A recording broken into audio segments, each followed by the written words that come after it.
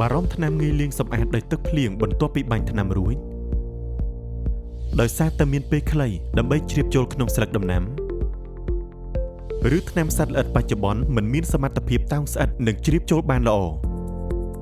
កសិករត្រូវបាញ់ថ្នាំច្រើនដងដែលជាហេតុធ្វើឲ្យគ្មានសុវត្ថិភាពចំណាយខ្ពស់និងខាតកម្លាំងពលកម្មតើយើងមានដំណោះស្រាយអ្វីសម្រាប់កសិករពិសេសពេលមានភ្លៀងធ្លាក់ខ្លាំងក្រោយពេលបាញ់ថ្នាំរួចងាកមកមើលបច្ចេកវិទ្យាការពារទឹកភ្លៀងរបស់ផលិតផល INCPO 200SC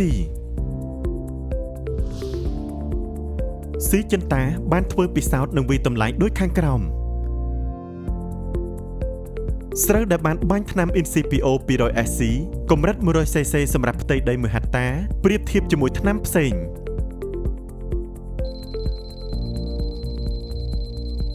30នាទីបន្ទាប់ពីបាញ់រួចយើងបានបាញ់ទឹកភ្លៀងសិប្បនិម្មិតដែលមានកម្រិតកម្ពស់ទឹកភ្លៀង30មីលីម៉ែត្ររយៈពេល30នាទីបន្តបន្ទាប់2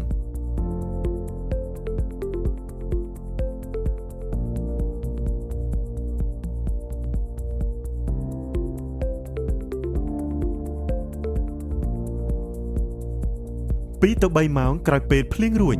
កន្លែងបាញ់ថ្នាំ INCPO ឃើញមានដង្កូវចាប់ផ្ដើមបង្ហាញសញ្ញាប្រែប្រួលខ្លួនឯកន្លែងបាញ់ថ្នាំផ្សេងដង្កូវហាក់មិនមានសញ្ញាប្រែប្រួលហើយបន្តសកម្មភាពបំផ្លាញ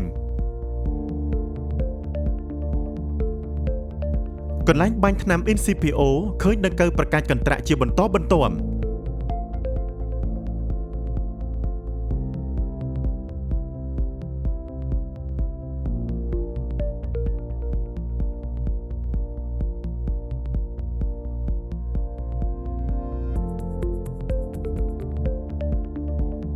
ជាលទ្ធផលដង្កូវបាត់បង់ជំហរខ្លួនរួចធ្លាក់ចុះដី